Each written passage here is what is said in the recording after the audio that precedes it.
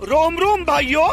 तो एक जमाने में उधर से भी सुभान अल्लाह वाले कार्रवाई करते थे और यहां बैठ के अमन की आशा उड़ाने वाले भी सुभान अल्लाह करते थे। अब वक्त बदल गया है। वक्त यह बदला है कि उधर वाले जो सुभान अल्लाह बोल रहे थे अब वही धमाकेबाज या अल्लाह बोल रहे हैं।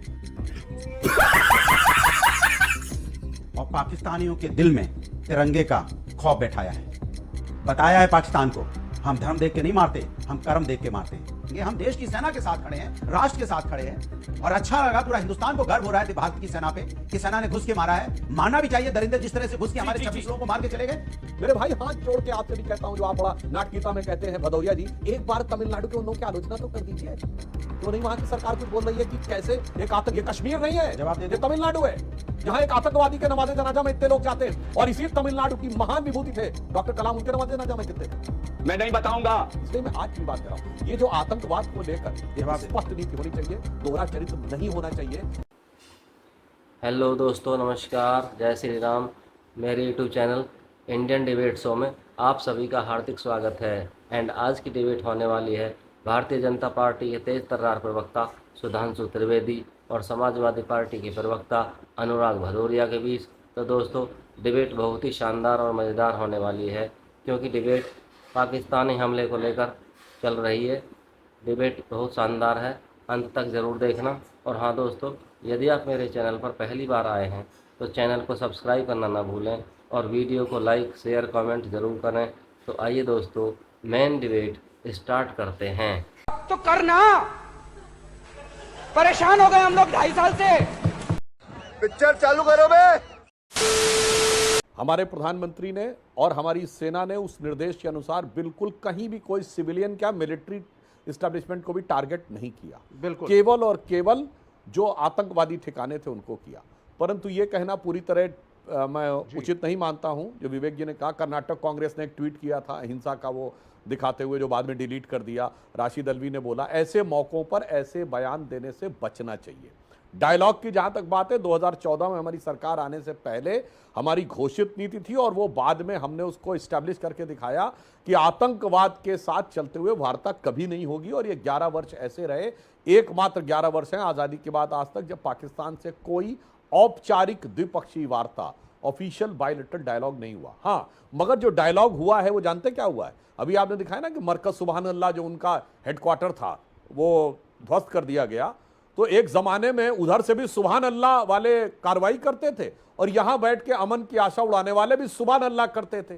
अब वक्त बदल गया है। वक्त यह बदला है कि उधर वाले जो सुभान अल्लाह बोल रहे थे अब वही धमाकेबाज या अल्लाह बोल रहे हैं।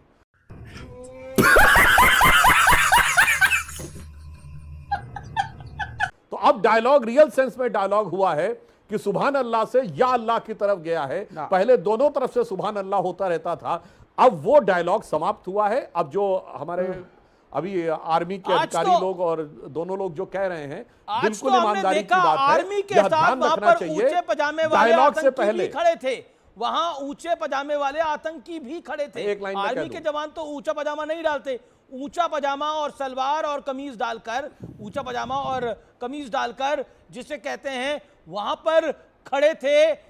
आतंकियों के साथ पाकिस्तानी सेना खड़ी थी। ये अपने आप में बहुत, ये लाइव विजुअल देखा गया है। ओके, मैं रुक करता हूं अनुराग भदौरिया का। अनुराग भदौरिया वेट कर रहे हैं, फिर मैं बाकी मेहमानों के पास आऊंगा।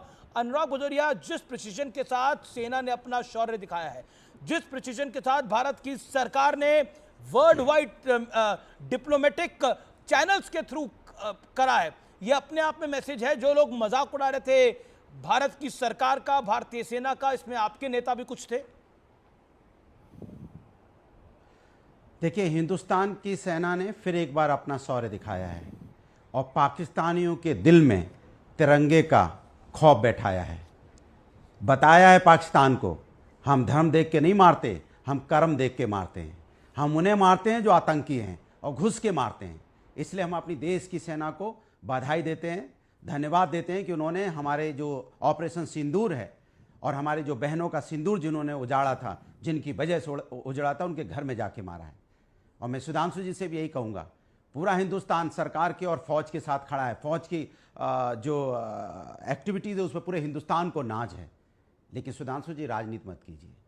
पहले क्या हुआ था, नहीं हुआ था, आज की बात कीजिए। आज की फौज जिस तेजी से, जिस कामयाबी के साथ पाकिस्तान पर उसने हमला किया और जो बदला लिया है, इसके लिए फौज की तारीफ बनती है और सबको करना चाहिए। हम सब फौज के साथ खड़े हैं। बात तो सही है। सवाल ये भी है कि जब हम देश की बात होती है, जब राष्ट्र की बात होती है, और आपने देखा होगा कि जब यहां पे सर्वदलीय बैठक की मीटिंग हुई थी, तभी सभी दलों ने, सभी प्रमुख दलों ने कह दिया था, सभी प्रमुख नेताओं ने कह दिया था, सरकार आप आगे बढ़ो, आप आगे बढ़ो, हम आपके साथ हैं। लेकिन आपकी आदत है कि छोटी छोटी बातों को लाके फलाने ने ये बोला, ठिकाने ने ये बोला। अरे बड़े नेताओं ने क्या बोला? बड़े नेताओं ने आपको पूरा का पूरा कहा हम आपके साथ हैं, आज भी आपके साथ हैं, आज सरकार के साथ रहेंगे, हम देश की सेना के साथ खड़े हैं, राष्ट्र के साथ खड़े हैं। और अच्छा लगा, पूरा हिंदुस्तान को गर्व हो रहा है भारत की सेना पे कि सेना ने घुस के मारा है। मारना भी चाहिए, दरिंदे जिस तरह से घुस के हमारे 26 लोगों को मार के चले गए, हमारी बहनों को विधवा करके चले गए, हमारे छोटे बच्चे के सामने उसके बाप को, उनके पिताजी को मार के चले गए।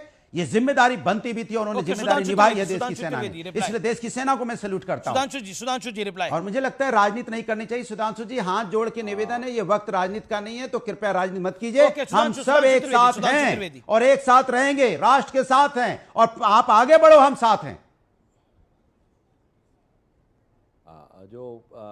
बिल्कुल मैं आज की बात कह रहा हूं। जो बात भदौरिया जी ने कही, ईमानदारी से करिए ना राजनीति, आतंक से लड़ना है। अभी आपने देखा बिलावल भुट्टो का तो स्टेटमेंट आया कि वो आतंक के खिलाफ हैं। और मैं दर्शकों से कहना चाहूंगा, अमीश जी, बहुत से लोगों को पता नहीं होगा, अभी 2 दिन पहले देश में एक बड़े आतंकवादी की मौत हुई तमिलनाडु में। SA पाशा, जो 1998 के कोयम्बटूर ब्लास्ट के मुख्य आरोपियों में से एक था, तमिलनाडु में आपको पता उसके नमाजे जनाजा में लाखों का हुजूम जुड़ा। कौन है लोग भाई? 2000 पुलिसकर्मी और 200 रैपिड एक्शन पुलिस फोर्स के जवान तैनात करने पड़े नमाजे जनाजा में उस उमड़े हुजूम को। मेरे भाई, हाथ जोड़ के आपसे भी कहता हूं, जो आप बड़ा नाटकीयता में कहते हैं भदौरिया जी, एक बार तमिलनाडु के उन लोगों की आलोचना तो कर दीजिए। क्यों नहीं? वहां की सरकार कुछ बोल रही है कि कैसे एक आतंक, ये कश्मीर नहीं है, जवाब दे दो। ये तमिलनाडु है, जहां एक आतंकवादी के नमाजे जनाजा में इतने लोग जाते हैं। और इसी तमिलनाडु की महान विभूति थे डॉक्टर कलाम, उनके नमाजे जनाजा में कितने थे? मैं नहीं बताऊंगा। इसलिए मैं आज की भी बात कर रहा हूं। ये जो आतंकवाद को लेकर एक स्पष्ट नीति होनी चाहिए, दोहरा चरित्र नहीं होना चाहिए कि जहां पे आपकी सरकारें हैं वहां आतंकवादी बहुत जलवे से घूमेंगे।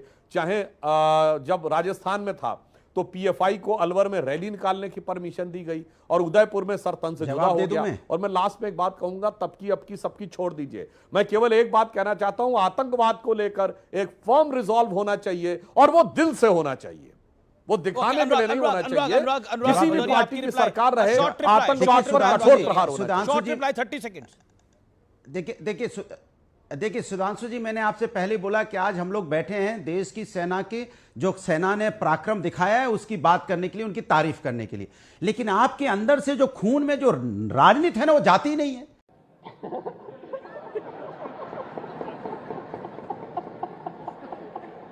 अरे जब पूरा हिंदुस्तान आपके साथ खड़ा है, सरकार के साथ खड़ा है, फौज के साथ खड़ा है, फिर आप इधर उधर कहां भागते हो? मैं तो कोई बात नहीं करना चाह रहा हूं, मैं तो 20 गिना सकता हूं ना सरकार की कमियां। उत्तर प्रदेश में क्या हो रहा है मैं गिना सकता हूं ना, मैं नहीं गिनाऊंगा, क्योंकि आज हमारे 26 जो हमारी बहनें विधवा हुई थी, उनके खून का बदला लिया गया है, उनके सिंदूर का बदला लिया गया है। जिस तरह से उन्होंने हमारे भाइयों को शहीद किया था, हम उसके लिए यहां पे बैठे हैं। हम गिनाने नहीं बैठे हैं कि पहले क्या हुआ था, नहीं हुआ था, कौन कहां गया, कौन कहां नहीं गया। आज पराक्रम जो हमारी सेना ने दिखाया है, घुस के मारा है, घुस के मारा है पाकिस्तानियों को। इसलिए हम कह रहे हैं सेना पे हम गर्व करते हैं। हमारी बहनों का जो सिंदूर था, जो उजाड़ा था उन्होंने हमारी बहनों के सामने, आज उसका बदला लिया गया। इसलिए हम अपनी सेना पे गर्व कर रहे हैं। इसकी बात कीजिए ना बार बार। आप बार बार दर्द की बातें करेंगे तो 20 बातें हम भी गिना सकते हैं, लेकिन हम नहीं गिनाएंगे। Okay, audio down. 26/11 मुंबई हमले के मास्टरमाइंड और लश्कर तैयबा के सरगना के 3 अहम ठिकानों पर अटैक हुआ है।